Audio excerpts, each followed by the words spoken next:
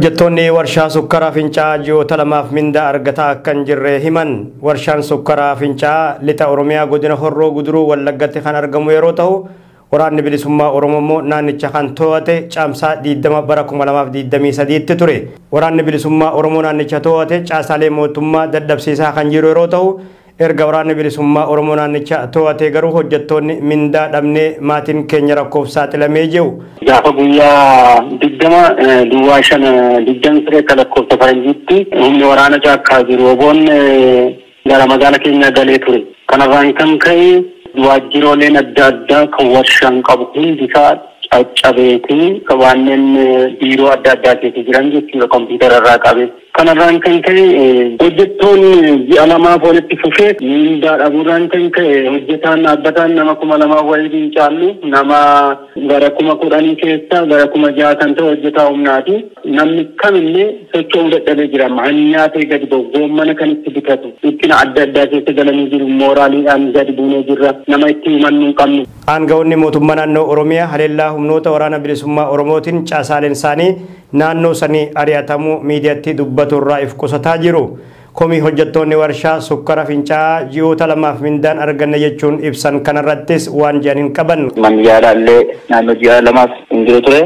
Mooraan akkamiin jiraate iyyuu mana yaalaa cufamuun qabu ture. Kana gaara namoonni dhabanii nama dubartoonni garaatti baatan illee kan itti addan bahee wajjiniin du'an jiru. Kunoo hojjettoonni ka'ee namoonni barattooti bakka adda addaatti barsan jiru. Dhaqanii illee mana barumsaa dhiisanii kan dhufan jiru. Mani kiraayee fakkeenyaaf kan akka Amboo Naqqamtee naannoo kan baratan jiru. Mindaa irraatii ergamaa fi erga kaffaltiin dhaabateeti barattoota mana kiraayee hoosanii namoonni kan deebi'anii galanillee jiru. Kanaaf rakkoo guddaarra jiru. Gargaarsa nu godhamee jechaan jiran jedhanii. Gama biraatiin koomishiniin mirga namummaa Itoophiyaa jedhamu warshichi hojii eegalee mindaan hojjettootaatis hatattamaan kafalamuu qaba jechuun gaafate. Waraanni bilisummaa Oromoo mootummaa Itoophiyaa afaan qawweetiin lolaa jiru bilisummaa uummata Oromoo mirkaneessuuf wareegama lubbuu baasuu yoo ta'e malee mindaa hojjettootaaf baasuun qabu. Sababa kanaan warshichi guutummaa guutuutti yeroodhaaf hojjetaan jiru jechuudha. Yeroo sanaa qabee amma kanatti. Sababa kanaan egaa namoonni mindaan isaanii sirraa dhaabachuusaa fayyaa wajjin wal qabates tajaajila kanaan dura isaanii achi keessatti argachaa turan sun innillee irraa dhaabachuusaati kan odeeffannoo nuti qabnu. Inni kunis immoo rakkoo hamaadhaaf kan isaan saaxilu jechuudha. Warshichi dhaabbata misooma mootummaa waan ta'eef kallattiin kennamee namoonni achi jiran mindaan isaaniis akka isaanii kaffalamu yaalas argachuu akka danda'an tajaajila hawaasummaa isaan barbaachisu hunduu akka iddootti deebi'u gochuudhaaf mootummaan dirqama qaba jenneeti kan nuti yaadnu. Akkasumas mindaan isaanii turtii tokko malee kaffalamuudha kan qabu jechuudha. Erga mariin araaraa waraana bilisummaa Oromoo mootummaa Itoophiyaa Taanzaaniyaatti geggeeffamee ture fashalee as lolli waraana bilisummaa Oromoof mootummaa Itoophiyaa jidduutti geggeeffamu itti fufee jira.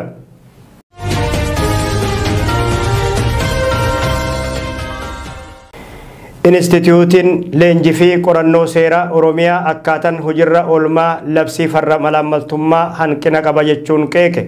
Dhaabbatichi qorannoo naannoo Oromiyaa keessatti geggeessan qabeenya malaammaltummaan argame deebisuuf labsiin bahe hojiirra oolaan jiru jee. Miseensa garee qorannoo taasisee keessaa tokko kan ta'e obbo Abdii Tasfaa labsiin farra malaammaltummaa bahe namni karaa seeran alaatiin faayidaa argate kan nama biraatiif argamsiise yookaan qabeenyicha deebisuu qaba jechuun BBC'tti himan.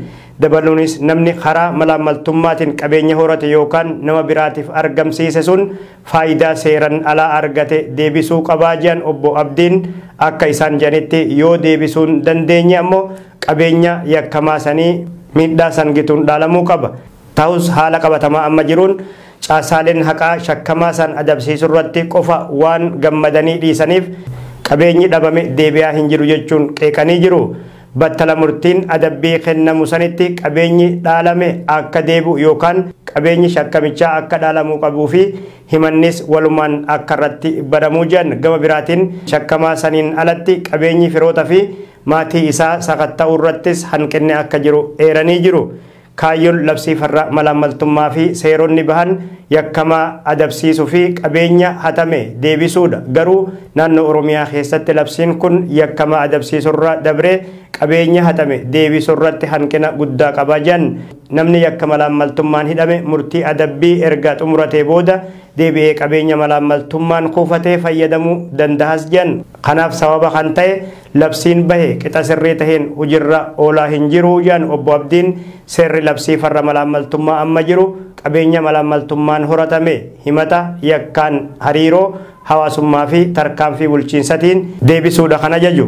Garuu kan hojiirra oolaa jiru yakkamaa qofa adabuudha. Qabeenyi seeran ala horatame akka dhaalamu manni murtii yeroo murteessutti qaamoleen raawwachiistotaa akkaataa ajajameen hojiirra waan hin oolchineef naannoo Oromiyaa keessatti malaammaltummaa to'achuun rakkisaa tahee jira. Caffeen Oromiyaa miidhaa malaammaltummaan fidaa jiru ittisuuf seera haaraa baasuuf qaama aangoo qabuu fi dhimma kanaaf xiyyeeffannoo laatuu dhabuu miseensi garee qorannoo kanaa obbo Abdiin kaasanii jiru.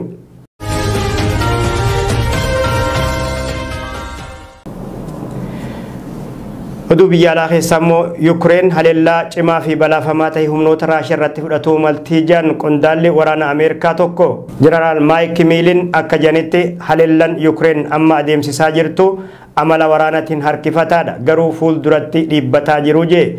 Yuukireen waraana Raashiyaan irratti bante ofirraa qolatuuf biyyoota lixatti iyyattee deeggarsa meeshaalee waraanaa ammayyaa fi maallaqa biliyoonotaan lakkaa'amu argataa jirti. Tooftan waraanaa waraqarratti karoorfamuu fi wanni adda waraanatti raawwatamu wal addaa jedhan ajajaan waraana USA kun waraanni Yuukireen fanjii lafa keessatti awwaalamte ofirraa eeggannoof suuta fuulduratti deemaa jiru. Lolli adeemsifamaa jirus torbaanota yookaan baatiilee fudhachuu maluu jedhan Jeneraal Maayik Miiliin qondaaltota waraana Ameerikaa olaanoo tahuun cinatti gorsaa waraanaa pireezidaantii Baayideni barreessaa olaanaa mana maree nageenyaa biyyaalessaa fi raayyaa ittisaa USA ta'uunis hojjetaa jiru. Gama biraatiin itti gaafatamaan dhaabbata tikaa Ameerikaa CIA William Barnes dhiheenya kana daawwannaa Yuukireenitti taasisaniin pireezidaantii biyyattii Volodymyr Zelensky waliin mari'atanii jiru. Ameerikaan biyyoota lixaa Yuukireen maallaqaa fi meeshaalee waraanaatiin deeggartu keessaa adda dureedha.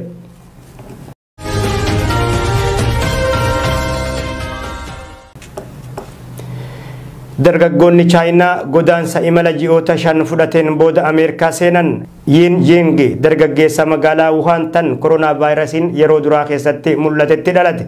Dargaggeessi kun yeroo biyya isaa Chaayinaa turetti hiriira mormii uummataa irratti viidiyoolee waraabuun dhaadannoo uummataa maxxansaa ture. Sababa kanaaf xiyyeeffannoo humnoota tikaa mootummaa Chaayinaa keessa seenuun qabamee hidhamuu fi uleenis tumamuu dubbata. Daranaan isa mudate kun ammoo biyya isaa dhiisee akka deemu dirqi. Baatii adoolessaa bara 2021 keessa uffata isaa shaantatti guurratee maallaqa herrega baankii qabus baafate. Yaan qophii kanaan booda bakka itti dhalate magaalaa Wuhan irraa gara magaalaa Hong Kongitti imale. Achirraa ammoo gara biyya Ikwaadoritti qaxxaamure. Biyya Bahamaa keessatti godaantota biraatiin waliin walitti dhufuun yaan bidiruu galaana ittiin qaxxaamuran erga bitatan booda imala isaanii eegalan. Imala guyyaa duraa gabaaban booda garuu bidiruun sun bishaan keessa waan lixxeef lubbuun hafnee gara Ikwaadoritti deebinee ji'a. San boodas imala biraatiin gara biyya Kolombiyaa qaxxaamuruun Banaamaa galan. Imala isaanii irratti waan viidiyoolee sochii godaansa isaanii mul'isu waraabuun yaadannoof kaayee jira. Dargaggeessi lammii Chaayinaa kun imaltoota biyyoota Laatin Ameerikaa irraa tahan biraa waliin bosonaa fi gaarreen Banaamaa keessatti rakkoolee jireenya isaa dabarse keessatti hin argin mudatullee hime. Bosonni guddaan Banaamaa guyyaa baay'ee waan o'uu fi halkan ammoo ni qorraa ji'a. Dargaggeessi lammii Chaayinaa gara Ameerikaatti godaanuuf ji'oota 5 imale kun bosona kana keessatti sa'aatiilee 10 osoo addaan hin kutin imalullee hima. Bineensonni garaagaraa miila isaanii ciniinuu fi qoreenis diddiruu hima. Erga amna cimaa fi qormaata ulfaatan booda daangaa Banaamaa qaxxaamuranii biyya Koostarikaa seenan. Achirraayis daangaalee biyyoota akka Uraagwaay, Hunduraas, Gootaamaalaa fi Maayirrattis karaa daangaa Maksikootiin biyya Ameerikaa seenuuf dararaa hedduu keessa qaxxaamuruu dubbata. Dargaggeessi lammii Chaayinaa kun yaani firiyoonni isaa humnoota godaantota ittisan kan Ameerikaatiin erga to'annoo jala oolfaman booda torbaan lamaaf Ameerikaa keessatti hidhaa mudatanii jiru. Erga hidhaman booda gadhiifaman. Yeroo ammaatis hanga xalayaan baqattummaa isaanii mirkaneessu laatamuufitti Ameerikaa keessa akka jiraataniif hayyama argatan. Yeroo ammaatis qalbiin isaanii tasgabbooytuu fi haala gaarii keessatti akka argaman dargaggoonni Chaayinaa yaaniif Loong maddeen BBCtti himanii jiru.